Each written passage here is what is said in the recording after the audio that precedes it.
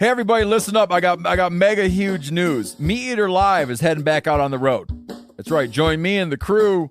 Clay Newcomb, Cal, Yanni, Spencer's going to be there. Phil the Engineer's going to be there. Meat Eater Live, headed back out. Now, when you get every ticket, okay, every ticket you buy, you get a signed copy of our new Meat Eater Outdoor Cookbook. This tour is celebrating the release of the book. Buy a ticket, get a signed copy, Meat Eater Outdoor Cookbook, wild game recipes for the grill, smoker, camp stove, and campfire, which I'll point out is a $38 value. Here's where we're going to go. April 23rd, the Mesa Art Center in Mesa, Arizona. April 24, the Balboa Theater in San Diego. April 25, the Grove in Anaheim, California. April 27, the Crest Theater in Sacramento. April 29, the Union in Salt Lake City. April 30, the Egyptian in Boise. May 1, the Wilma Theater in Missoula. May 2, the Bing Crosby Theater in Spokane, Washington. May 4, Revolution Hall in Portland, Oregon. And May 5, the last day of the tour, Pantages Theater in Tacoma, Washington. For tickets and more information, visit the events page at themeateater.com. Hope to see you at the show. We're giving away the secrets to our method of digitally and physically finding big bucks on public ground. This mini-series is powered by Onyx, and we deep dive into what we look for on a map, how we scout it in person, and what pins we use to help us effectively hunt deer. This is Public Pins.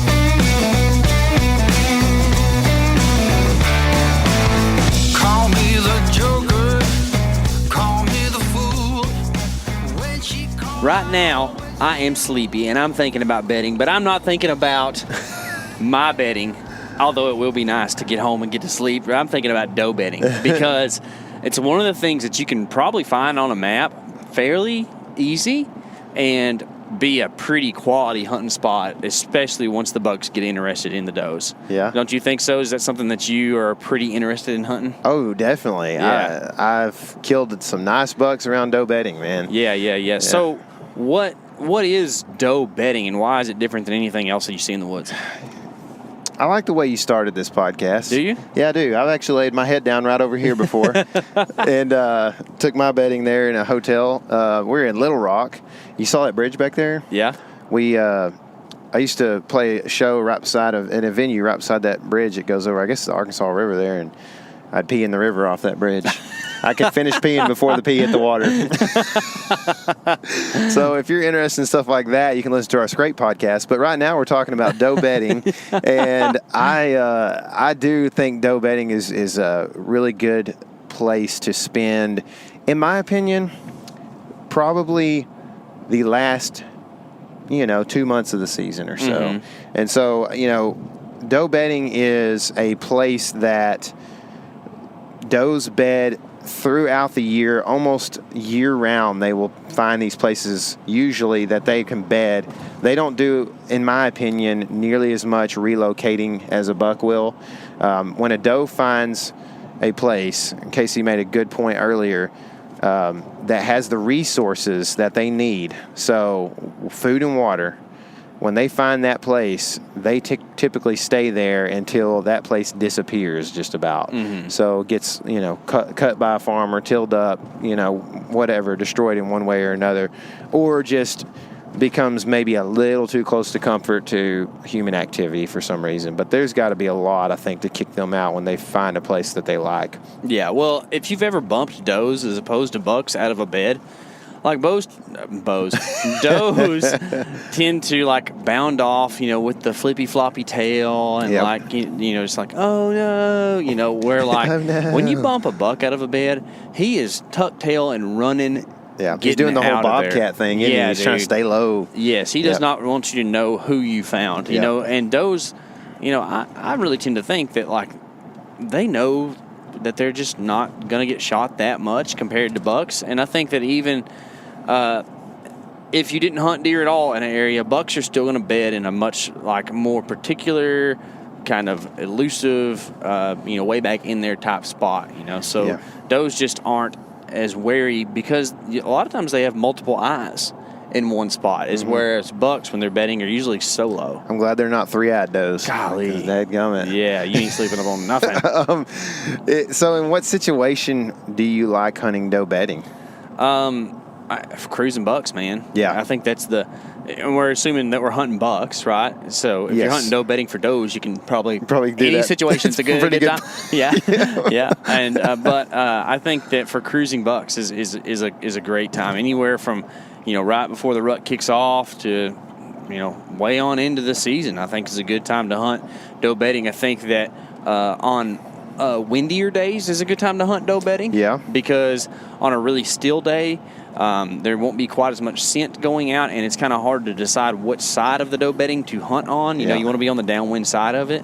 You don't want to be too close to where you're bumping those does out of there. Yeah, either. for sure. A lot of times, I like it in the mornings as well, because especially if it's not the heat of the rut and you have all day deer activity, a lot of times you can get in there early before the deer go to bed. And then you can hunt the downwind side of that doe bedding. Does go to bed, roughly 9 a.m. That's just kind of a ambiguous number I threw out there. But and then it's a really good point, though, man. I like that. Because you mentioned earlier, does are a lot less wary sometimes than bucks, and just will spend more time. They don't necessarily feel the pressure to get back into bed before it gets daylight. Essentially, so it gives you time to get in there, and then once you're in there, those bucks are probably going to cruise by at that 9 o'clock hour. Yeah, and exactly. You know what I mean? So it's good and daylight and everything, and I'm already eating Pop-Tarts, and then I spook the buck. So. Yeah. What about you? What do you think about hunting doe bedding? Yeah, I like the same thing. I think if you're hunting for bucks, but you're hunting doe bedding, you're focusing on that. I think I'm probably, if I was to rank it 1 to 10, 1 being the best, I would rank it a little bit lower than most other things that I would hunt. But maybe like a 6 or something like that.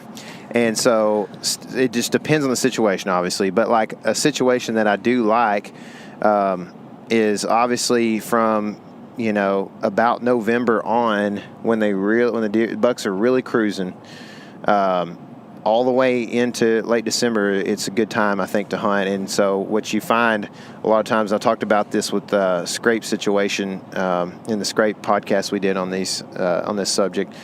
I was hunting, thick stuff, and I was hunting scrapes. But essentially what was happening in the story that buck I killed in late December last year is that I think a fawn or yearling, whatever you want to call it, a 6-month-old deer came into heat, and then things got haywire. And I think that can happen around doe bedding late, and you obviously have a higher chance of encountering a crazy situation late around doe bedding, because the does are going to spend a lot of daylight hours in that doe bedding. Not to mention, there could be multiple family groups of does in there. So you've got, say, 7 or 8, 9 does in one bedding area. You have a lot of chances for a doe to be in heat and you to be in the right spot, encountering bucks during daylight at that, in that area. So I really do like it a lot, especially late in the season, because you also have a lot of times, a second cycle for does that didn't get bred. And I think that, there's definite advantages to hunting over this whole thing. I think it might be at the bottom for me. Really? This was 9 or 10. It's hard for me to say which one. Not because I think it's a bad tactic. I think it's an excellent tactic.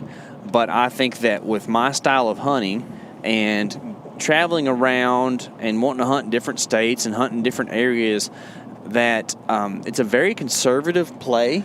And it's not really my thing to be conservative, because, I kind of have a couple deer tags in a couple different states, and I want to make aggressive moves. And I'm not like, go, lay in his bed and wait on him, but at the same time, I would like to go make something a little bit more aggressive move. I think that doe bedding's a place where you could put a permanent stand and just go back and save all that loud noise and all the fuss of, having to pull down and set up. You can have a permanent stand that's made for a certain wind direction around doe bedding. And if you're a guy who hunts your family property and that's what you love to do, and you don't really travel very much, and you're just kind of after a target buck, it's a great way to hunt that. That's what I found in 2015. I killed a buck called One-Eyed Jack one of our first videos we ever posted here at the Element was the video of me shooting that deer. I self-filmed it. It was the deer's one of my bigger deer. He's a big old 10-point, you know. And this deer was, an old buck, 7.5 is what we thought he was. And I'm sitting there, and like you said, we've got a permanent stand there. But and that's been there since 2011, which I killed a buck in December of 2011 in the same stand. It's near doe bedding. You could literally, you can see it from the road. And so you can drive by and see does out there almost any time of day. You know what I mean? Like, it's like any time that you drive by, you're kind of disappointed when you don't see deer, you know? And so I hunted this spot, like you're saying, it's a conservative play, but I hunted it like 5 days in a row. You know what I mean? And I had 2 encounters with the buck, and the last one, obviously, I killed the buck on, and he was just 20 yards behind this big old mature doe that probably just didn't get bred the first time around or something. I don't understand exactly, but it was on December 3rd, I believe. And he's just, it's not like rut craze, right? He's with that doe. He probably bedded within 20 yards of her that day. And when she got up to go feed, he followed her out of the doe bedding and just went with her. You know what I mean? He's just with her for a couple days there or whatever. And so anyway, I see that. I saw it in 2011 when I killed a buck there, and in 2015, same deal. I also killed there in 2014, same stand.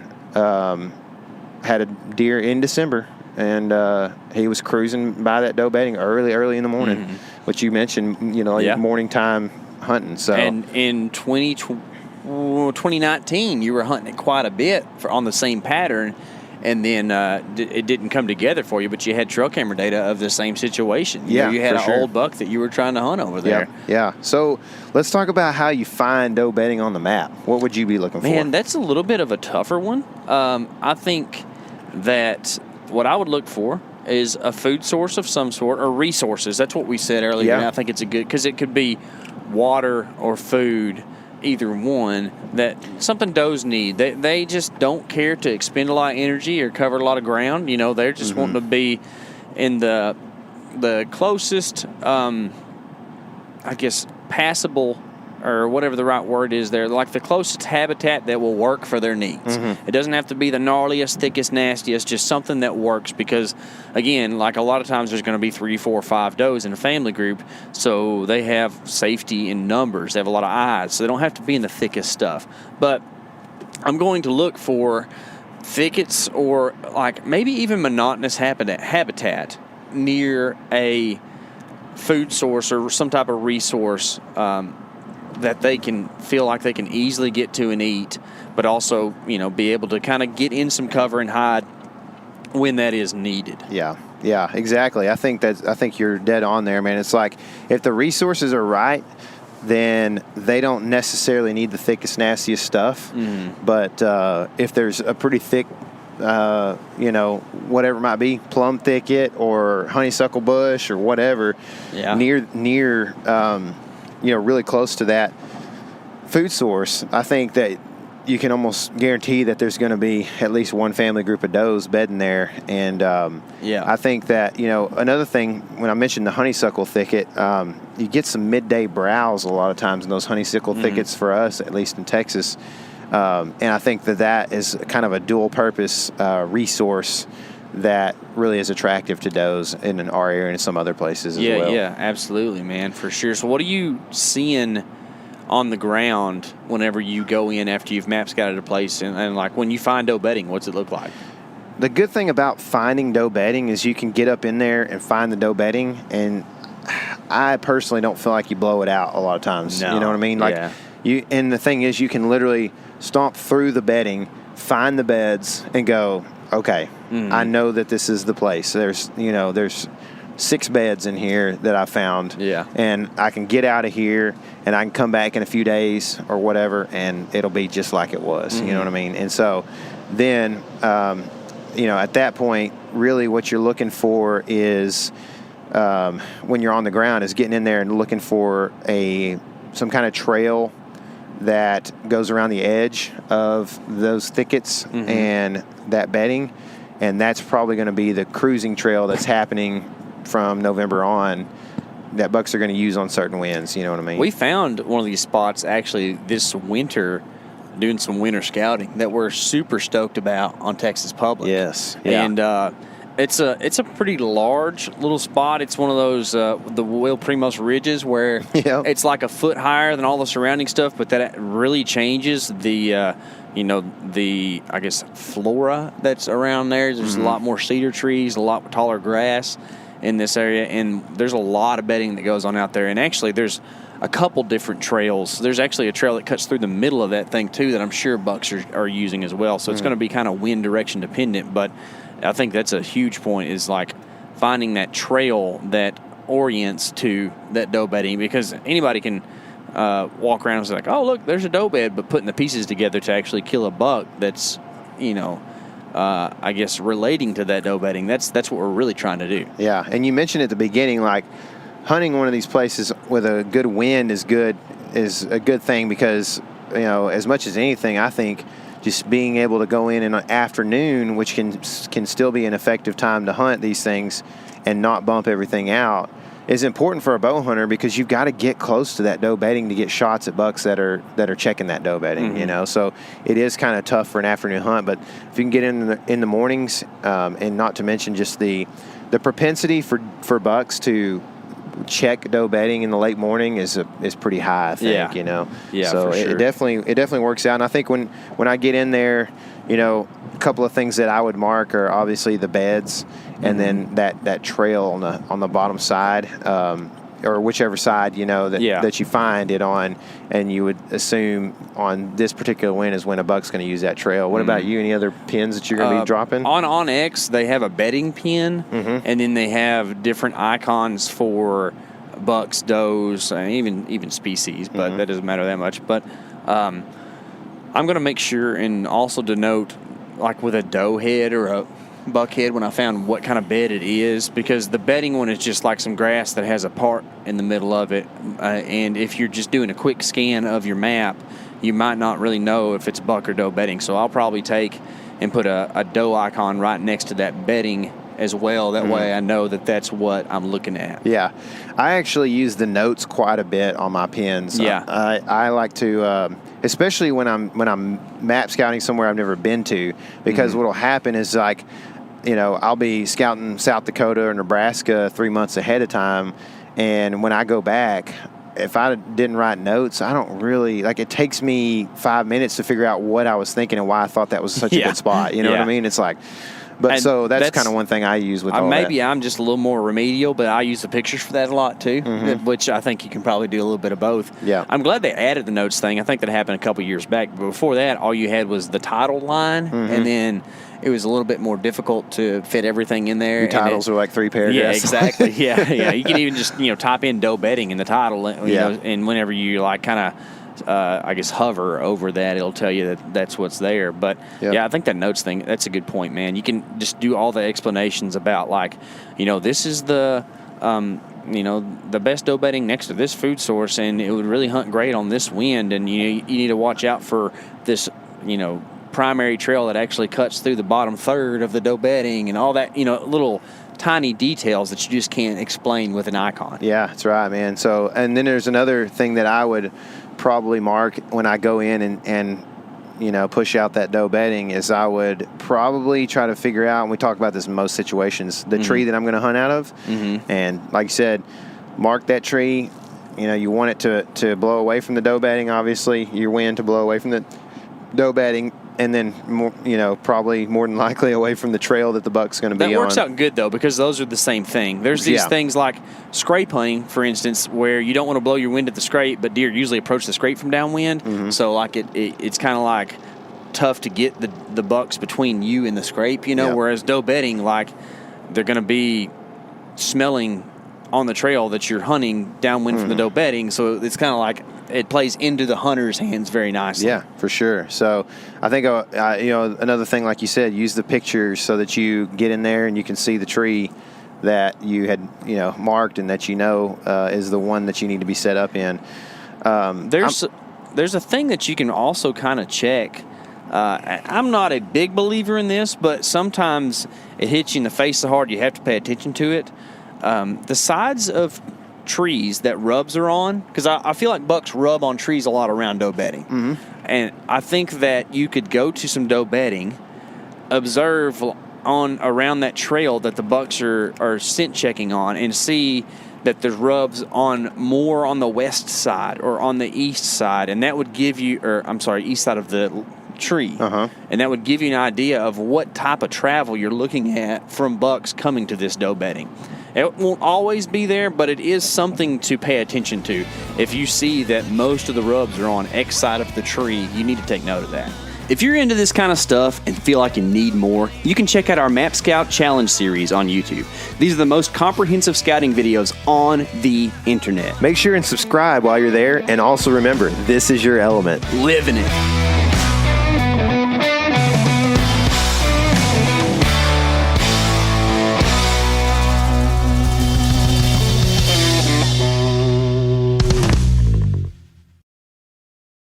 Hey everybody, listen up. I got mega huge news. Meat Eater Live is heading back out on the road. That's right. Join me and the crew. Clay Newcomb, Cal, Yanni, Spencer's going to be there. Phil the engineer's going to be there. Meat Eater Live headed back out. Now, when you get every ticket, okay? Every ticket you buy, you get a signed copy of our new Meat Eater Outdoor Cookbook. This tour is celebrating the release of the book.